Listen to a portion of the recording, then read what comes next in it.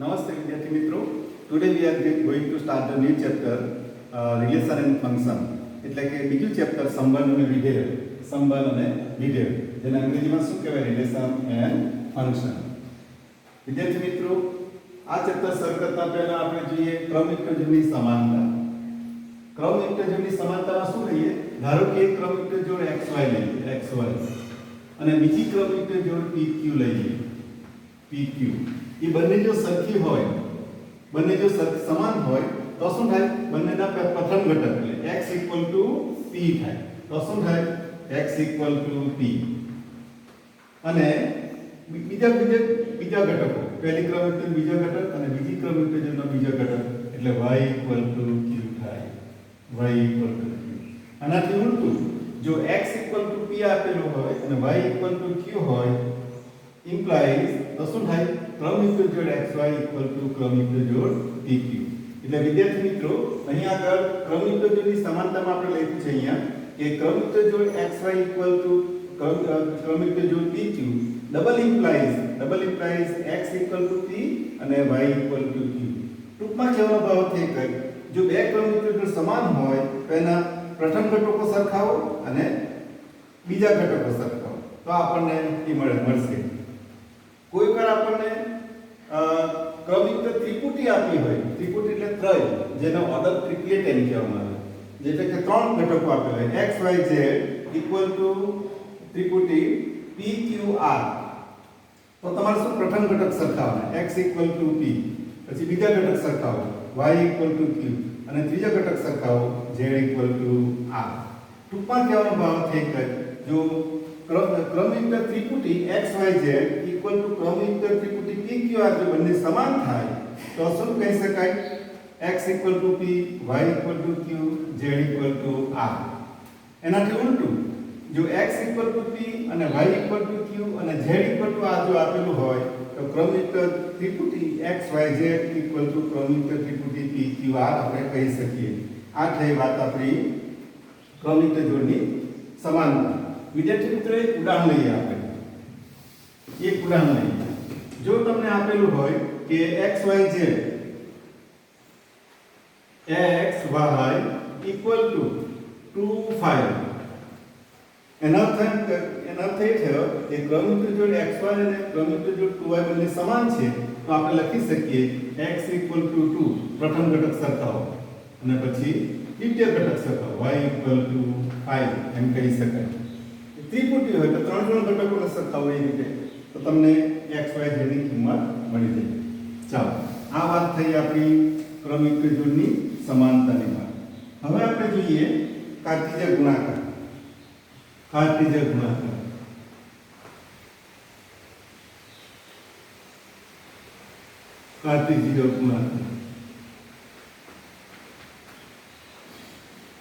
કોનો ગુણાકાર? ગણોનો કાર્ટેશિયન ગુણાકાર. ધારો કે તમને a અને b બે ગણો આપેલા હોય તો તેની શક્ય એટલી તમામ ક્રમિક જોડોનો ગણ,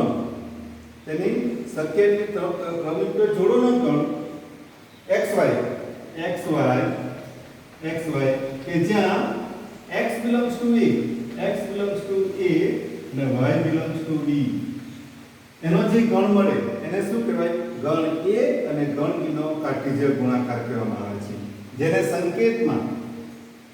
સંકેતમાં a ક્રોસ b વડે દર્શાવવામાં આવે છે. a ગુણ્યા b એવું નહીં, a ક્રોસ b.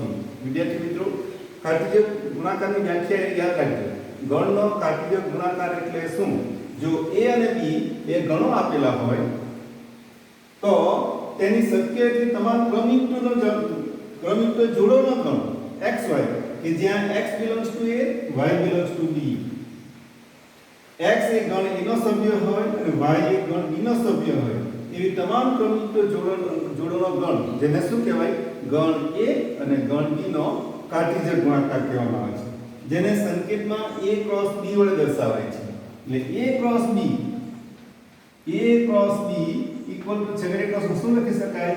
ક્રમિક જોડોનો ગણ xy કે જ્યાં x belongs to a, x belongs to b આમ લખી શકાય. આ થઈ આપણી કાર્ટેશિયન ગુણાકારની વ્યાખ્યા. ધારો કે આપણે એમ લખીએ કે b cross a cross E તો અહીંયા શું ક્રમિક જોડ શું આવશે y x જ્યાં y belongs to B x belongs to A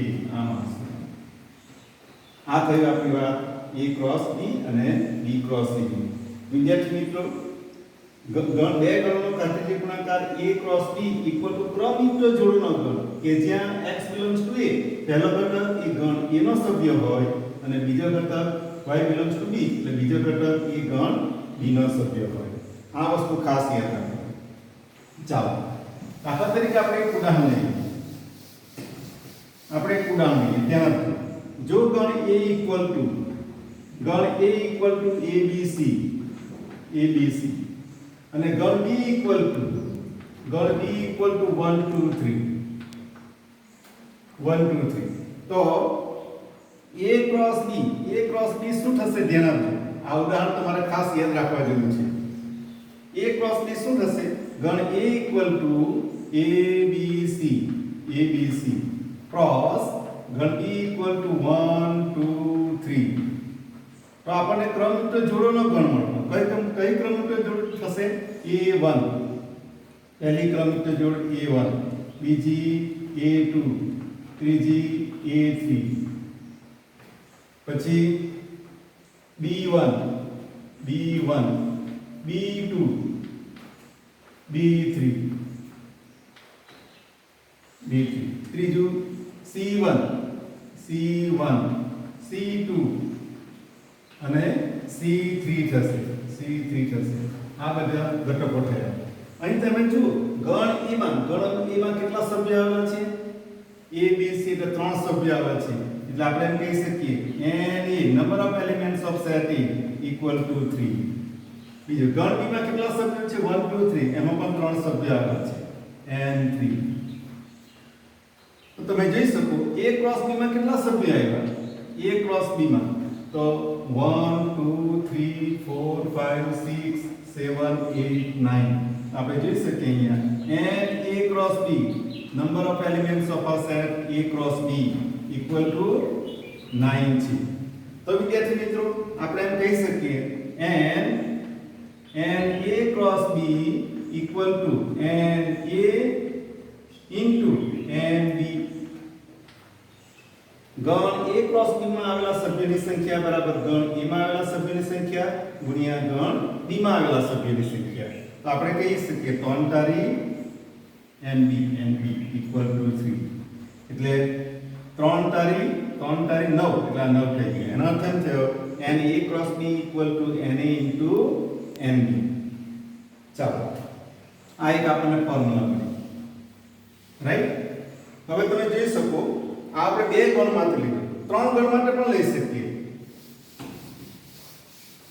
3 ગણ માટે શું લઈ શકીએ તો A cross B cross C A cross B cross C equal to ગણ ABC નો કાર્ટેશિયન ગુણાકાર તેમાં શું આપણને મળશે ક્રમયુક્ત ત્રિપુટી મળશે x y z કે જ્યાં x belongs to A x belongs to B અને x belongs to C આમ થશે વિદ્યાર્થી મિત્રો અહીં આગળ A cross B cross C એ ખરેખર ક્રમયુક્ત ત્રિપુટી કયો શબ્દ આવે ત્રિપુટી આપણે કે લાલ બાગ એ ત્રિપુટી તેમાં ત્રણ સંખ્યાઓની ત્રિપુટી એને ત્રયમ પણ કહેવાય અને અંગ્રેજીમાં શું કહેવાય ટ્રિપલેટ એમ પણ કહેવાય ઓર્ડર ટ્રિપલેટ શબ્દ પણ વાપરી શકાય તો એક ગણ A B અને C નો કાર્ટેશિયન ગુણાકાર ગણ A B C અને Cartesian ગુણાકારને A cross B cross C વડે દર્શાવાય એની વ્યાખ્યા શું આપણને કે ક્રમયુક્ત ત્રિપુટીનો ગણ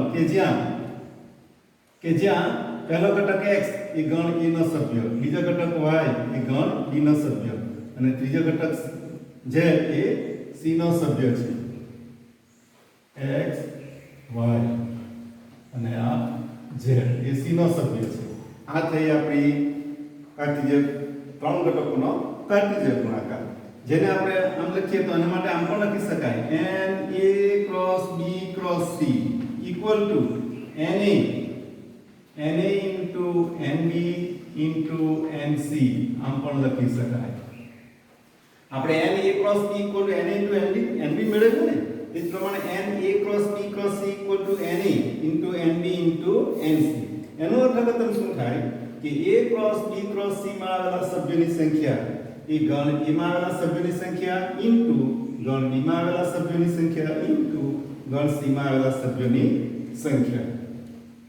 વિદ્યાર્થી મિત્રો, અહીં આગળ આપણે જે લીધું એ ગણ a b c ત્રણ ગણો માટેનું કાર્ટેશિયન ગુણાકાર. હવે જોઈએ આપણે કે a ક્રોસ b અહીં a અને b બંને કેવા ગણો હોવા જોઈએ? અરિક્ત ગણો હોવા જોઈએ. ધારો કે રિક્ત ગણ હોય તો, ખાલી ગણ હોય તો, ધારો કે ગણ a ઇક્વલ ટુ 5 અથવા ગણ b ઇક્વલ ટુ 5 અથવા b ઇક્વલ ટુ 5. એનો અર્થઘટન શું થયું? a અને b માં બે પૈકી એક ગણ ખાલી ગણ હોય તો એનો કાર્ટેશિયન ગુણાકાર શું થાય? આપણે ધ્યાન આપીએ તો શું થવાનું? a cross b equal to શું થાય? 5 થાય. જો a ક્રોસ b માં જો બે પૈકી એક ગણ જો ખાલી ગણ હોય તો એનો કાર્ટેશિયન ગુણાકાર શું મળે? ખાલી ગણ મળે. એ ખાસ યાદ રાખજો. That means a equal to 5 અથવા b ઇક્વલ ટુ 5 તો અને તો જ a cross b equal two 5. આ વસ્તુ ખાસ યાદ રાખજો. વિદ્યાર્થી મિત્રો, અહીં આગળ તમને વ્યાખ્યા લખી છે a cross b cross c equal to ક્રમયુક્ત ત્રિપુટી x y z જ્યાં x belongs to a, y belongs to b, z belongs to c. એ ત્રણ ગણનો કાર્ટેશિયન ગુણાકાર થયો. બીજી વાત, ગણ a b જો a અને b a is not equal to b, a અને b બંને સમાન ન હોય તો શું થાય? a cross b is not equal to b cross a થાય. એટલે આપણો a ક્રોસ b નો તમે ક્રમયુક્ત જોડ મેળવો અને b ક્રોસ a ની ક્રમયુક્ત જોડ અલગ હોઈ શકે. 1 2 is not equal to 2 1, right? એટલે a cross b is not equal to b cross a થાય. a cross b equal two b cross a ક્યારે થાય? a અને b બંને સમાન ગણ હોય તો. જો a અને b બંને સમાન ગણો ન હોય તો a cross b is not equal to b cross a થાય. એટલે અહીંયા બતાવ્યું છે કે b cross a equal to y એ ક્રમયુક્ત જોડ yx કે જ્યાં y belongs to b, x belongs to a. જો a is not equal to b તો a cross b is not equal to b cross a. અને જો a equal to 5 અથવા b equal to 5 તો અને તો a cross b equal to 5. હવે જો એટલે કે a ક્રોસ 5 equal to 5 એનો અર્થઘટન શું થાય કે કોઈ પણ ગણનો ખાલી ગણ સાથેનો કાર્ટેશિયન ગુણાકાર ખાલી ગણ જ થાય છે. બીજું 5 ક્રોસ a equal to 5 એનો અર્થઘટન શું કરશું કે ખાલી ગણનો કોઈ પણ ગણ સાથેનો કાર્ટેશિયન ગુણાકાર એ ખાલી ગણ મળે છે. અને જો ખાલી ગણ અને તેની સાથે જો આપણે કાર્ટેશિયન ગુણાકાર કરીએ તો ખાલી ગણ જ મળે છે. આ સ્ટેટમેન્ટ ખાસ યાદ રાખવાનું. વિદ્યાર્થી મિત્રો, અહીં આગળ જુઓ કે હવે ત્રીજી બાબત જોઈએ આપણે. ત્રીજી બાબત કે a raise to n equal to શું થશે? a cross n into n into n into n કેટલી વખત થશે? ક્રોસ n વખત થશે. n વખત. જુઓ તો a સ્ક્વેર બરાબર શું થશે? a સ્ક્વેર બરાબર a into a cross a cube equal two a cross a એટલે શું થવાનું કે ક્રમયુક્ત જોડ xy કે જ્યાં x belongs to a, y belongs two પણ a થશે. ખાસ કાળજી રાખજો. ચાલો એ જ પ્રમાણે a ક્યુબ ઇક્વલ શું થશે? a ક્રોસ a એટલે શું થવાનું? ત્રણ ગણું થવાનું. એટલે કાર્ટેશિયન આપણે શું મળવાનું? ક્રમયુક્ત ત્રિપુટી મળવાની x y z કે જ્યાં x belongs to a, y belongs to b અને z belongs to c. આમ તો વિદ્યાર્થી મિત્રો, અહીં આગળ a ક્યુ આપણે મેળવ્યું. a એ ક્યુબ એ પ્રમાણે a⁴ a⁵ એ પણ મેળવી શકાય, પરંતુ તમારા અભ્યાસક્રમ મોટે ભાગે a ક્યુબ સુધી જ છે. હવે જુઓ, આપણે જાણીએ છીએ કે a cross b equal two n into nb. તો na cross b equal two na into nb અને n a cross b cross c ત્રણ ગણોનો કાર્ટેશિયન ગુણાકાર લઈએ. c ઇક્વલ ટુ શું થશે? na into nb into nc. Right? ચાલો, તો na square equal to n a cross a થવા. જો ધ્યાન આપજો બરાબર. na સ્ક્વેર ઇક્વલ ટુ શું? n a ક્રોસ a, એટલે n a cross a equal to na into na. તો શું થવાનું? na square whole square. વિદ્યાર્થી મિત્રો, અહીંયા આપણને એક પરિણામ મળ્યું. કયું? na square equal to n whole square. Right? આ પરિણામ તમારે ખાસ યાદ રાખવાનું. હવે આપણે જોઈએ એક પરિણામ બીજું જોઈએ. na ક્યુબ અહીંયા આપણે જોઈ શકીએ na ક્યુબ ઇક્વલ ટુ શું થવાનું? n a cross e. Right? તો શું થવાનું? na cube equal to Cartesian ગુણાકારની વેક્ટર શું થશે? na ઇન્ટુ na થશે. રાઈટ? એટલે શું થવાનું? na હોલ ક્યુબ થશે. એટલે વિદ્યાર્થી મિત્રો, n in the bracket a cube equal two number of elements of set A એનો આખાનો ઘન થશે. એટલે આ પરિણામ અને આ પરિણામ તમારે ખાસ યાદ રાખવાનું. એક્ઝામ્પલ ગણિત આપણને ઉપયોગી થશે. વિદ્યાર્થી મિત્રો, હવે આપણે થોડું પાછું રિવાઇઝ કરી લઈએ. ગણોનો કાર્ટેશિયન ગુણાકાર એ ખાસ યાદ રાખજો વ્યાખ્યા. ધારો કે a અને b બે રિક્ત ગણ છે, તેની શક્ય તમામ ક્રમયુક્ત જોડ xy કે જ્યાં x બિલોંગ્સ ટુ a અને y બિલોંગ્સ ટુ b ના ગણને ગણ a અને b નો કાર્ટેશિયન ગુણાકાર કહે છે. તેને સંકેતમાં a ક્રોસ b, a ગુણ્યા b એમ ના બોલવાનું. શું બોલવાનું? a ક્રોસ b વડે દર્શાવાય છે. આમ a ક્રોસ b એટલે શું? ક્રમયુક્ત જોડોનો ગણ કે જ્યાં x belongs to a, y belongs to b. એક જ વસ્તુ યાદ રાખવાની. બે ગણમાં આપેલો એટલે પહેલો ઘટક એ ગણ a નો સભ્ય અને બીજો ઘટક એ ગણ b નો સભ્ય. એક કોન્સેપ્ટ યાદ રાખવાનો.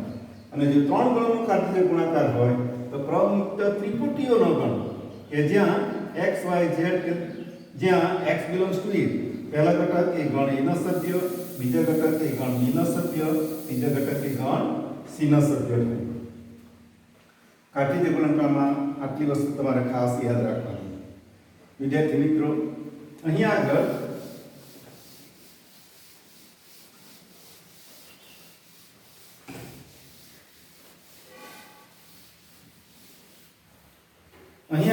આપણે જોયું કે ક્રમયુક્ત જોડની બે જોડની સમાનતા એને તમારી એક માર્કનો ઓબ્જેક્ટિવ કે એક માર્કનો એક્ઝામ્પલ પૂછાઈ શકે. અને કાર્ટેશિયન ગુણાકાર એ તો આપણને સ્વાધ્યાયનું એક્ઝામ્પલ કરીશું કે પછી ધોરણ 12 માં જઈશું, ત્યાં પણ આ ટોપિક તમને ઉપયોગી થશે. વિદ્યાર્થી મિત્રો, હવે પછી આપણે સ્વાધ્યાય 2.1 જોઈશું અને ત્યાર પછી આપણે સંબંધ વિશે જોઈશું. ઓકે.